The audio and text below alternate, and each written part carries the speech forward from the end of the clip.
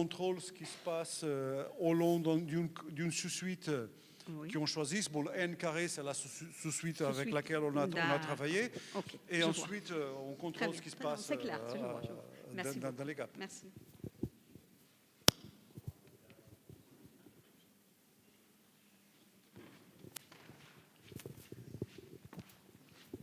Bonjour. Alors pour l'extension aux espaces fonctionnels, l'espace de Hilbert par exemple, vous avez dit qu'on peut faire des projections directement. À part la projection orthogonale, est-ce qu'il existe d'autres projections? Que je connaisse dans la littérature, j'ai jamais trouvé. Donc, comme je dis, j'ai trouvé des choses où les gens posent des conditions sur des projections par rapport à les une base directions de la orthonormale. projection. Ouais. Et donc, mais d'autres projections, j'ai jamais trouvé. Bon, parce que l'idée, c'est de rendre des vecteurs aléatoires hilbertiens, les réduire à quelque chose qui ressemble à des variables aléatoires. Et sur les variables aléatoires, utiliser la sorte de conditions sur les covariances qui définissent la dépendance. Très bien. Est-ce qu'on peut généraliser pour le cas des variables aléatoires quasi-associées? Quasi-associées. Bah si, il y en a... Je pense que c'est le plus général, c'est le cas. Ouais, voilà. Oui, il y en a des extensions... mais en gros, les outils, les façons d'aborder les démonstrations, ce n'est pas très loin de ce qu'on fait pour les associés. Il y a seulement le cas de la covariance des variables aléatoires qui change, non? La covariance seulement. Ouais. Donc il faut avoir un contrôle un peu plus fin sur les termes qui viennent de la covariance. Bon, là, tout dépend des inégalités exponentielles utilisées. Une fois de plus, mon objection, c'est que toujours été mon objection pour les modèles de dépendance négative, c'est que c'est pas évident de trouver des exemples de suites de variables aléatoires qui soient pas associées, mais qui sont quasi-associées. Associées, oui. Donc, c'est vrai qu'il y a pas mal d'auteurs qui s'amusent à faire des petites variations sur la définition de dépendance. Mais il y a un moment où je me dis, bon, est-ce qu'il y a des exemples d'une chose qui ne vérifie pas la condition initiale et vérifie la petite variation qu'on vient d'introduire? Et souvent, c'est pas clair qu'il en existe. Pourriez-vous nous donner quelques exemples réels des données associées? Voilà. Bah, le plus simple, c'est ça. Bah, on commence avec quelque chose qui est idée. Je veux dire la pratique, voilà, en pratique. Bah, ça, c'est motivé par une application. Bah, il suffit de supposer que ça mesure quelque chose qui a un délai, par exemple. On mesure n'importe quoi qui atteint un seuil. Et si la machine qui mesure si on atteint le seuil prend un peu de temps pour revenir, pour pouvoir enregistrer des valeurs qui sont un peu plus petites, bah, ça veut dire que pendant une certaine durée, disons M, elle continue. Bon, là, il faut peut-être remplacer le min par le max, mais c'est pareil pour le modèle. Donc, ça veut dire qu'une fois que je enregistre ces valeurs-là, bon, les valeurs initiales peuvent redescendre, mais la machine prend un certain temps à revenir en bas. Donc, elle continue à enregistrer la plus grande valeur qu'elle a trouvée. Et donc, seulement après, elle revient. Donc, c'est un modèle simple pour lequel il y a une petite effet de mémoire sur les lectures que je peux faire pour en trouver. Donc, ça, c'est déjà quelque chose qui est associé. D'accord, merci beaucoup.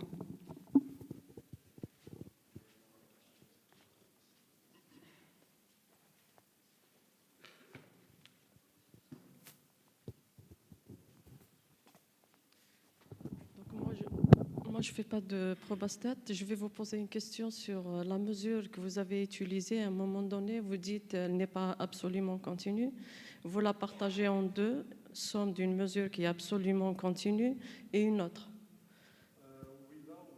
Là où j'ai fait référence à la partie diagonale et non diagonale. Je Ouais. pense. Donc, quand on a une mesure absolument continue, à un moment donné, on peut majorer. Si on a l'ensemble de mesures petits, l'intégrale, c'est quelque chose de petit. Comment vous faites pour l'autre terme pour avoir la série qui va tendre après, qui va être finie? Bah, du point de vue technique, une fois qu'on sépare entre quelque chose qui se passe sur tout le plan et quelque chose qui se passe seulement sur la diagonale, du point de vue technique, ça veut dire qu'ils se comportent comme des termes de la façon, disons, habituelle. Mais il faut regarder séparément la partie diagonale et la partie non diagonale. Donc, le terme que vous rajoutez quand même, il a quelques propriétés un peu Oui, spécifiques. il a une propriété parce que, bon, en gros, sur ce genre de modèle, c'est que j'ai quelque chose qui se passe sur tout le plan, plus quelque chose qui se passe seulement sur la diagonale. Bah, et ce qui se passe sur la diagonale, bon, c'est exactement ce qu'on porte, bon, exactement, comme s'il s'agissait de quelque chose qui se passe sur R. Donc j'ai donc un modèle qui fait référence à une mesure sur le plan, plus une mesure sur un sous-espace de dimension, hein, disons. Parce que nous, par exemple, on analyse, personnellement, des fois, on est coincé quand on n'a pas une fonction qui est absolument continue par rapport à la mesure. On n'arrive pas à majorer ces intégrales-là. La deuxième question, c'est par rapport au Lebesgue. Nous, on analyse, par exemple, on ne prend pas les P inférieurs à 1 parce qu'on n'a pas de belles propriétés dans ces espaces-là. Et là, je vois que vous travaillez avec P entre 0, c'est-à-dire supérieur à 0. Vous prenez le cas plus petit que 1 aussi. C'est-à-dire, quelles sont les propriétés de ces espaces qui vous permettent quand même d'avoir des résultats? Bon, là, ça va un petit peu sur le côté de l'analyse fonctionnelle. Bon, là, l'intérêt du point de vue proba, c'est que bon, on arrive quand même, même si on n'a pas de désespérance, on arrive quand même à contrôler ce genre de somme partielle et donner de l'information sur quelle est la normalisation qu'il faut prendre pour que ça reste contrôlé. Donc ça n'explose pas. Bon, c'est pas tellement un truc qui va regarder ce que les propriétés des espaces LP pour P plus petit que 1, parce que là, c'est plus de Banach, donc c'est des choses bien plus compliquées. Bon, l'intérêt du point de vue probabiliste, c'est qu'on arrive à contrôler. Bon, si on veut faire des moyennes partielles, on a de l'information sur la vitesse de normalisation qu'on a pour la convergence, pour qu'on garde la convergence vers 0. Non, pourquoi je parle des LP? Parce que tout le temps, vous intégrez des espérances. Là, vous avez des espérances, la puissance P, je pense. Non, c'est pas ça.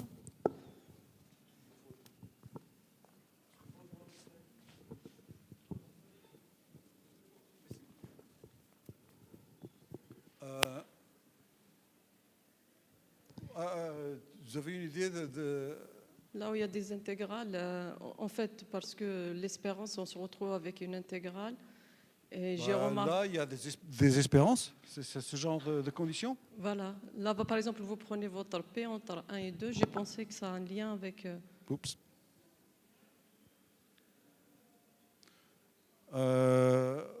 Oui. Bon, en gros, ici, ça veut dire que si on n'a pas suffisamment de moments, on n'arrive pas à définir la convergence, les notions de dépendance.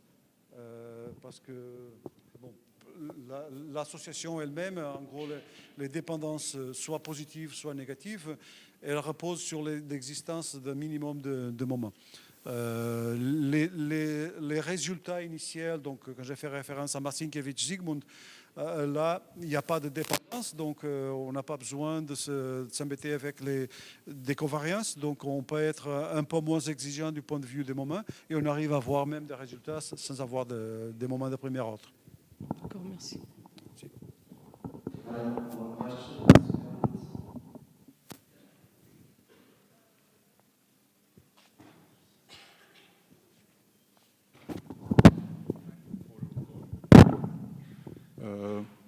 My question is related to the double indexed sequence. So in parametric estimation, we use in general the empirical mean. Can we take advantage of the sequence sum ANI XI to get better estimator? You mean for the statistical applications, or? Yeah, for instance, for the Poisson distribution, the parameter lambda, we estimate it by the empirical mean. So can we take advantage of the sum of ANI XI divided by n to get a better estimator of the parameter lambda? Well, I guess I don't have a clear answer for that, because the point of view for the estimation problem here was also always non-parametric. So we are assuming that you have no knowledge about what is happening. So if we can reduce our framework to something which is parametric, I think in general we should be able to improve something if you can try to include this. But these results here are clearly of a non-parametric nature. So that's why I haven't even thought about this kind of approach. In principle, it should be able to be useful, yes.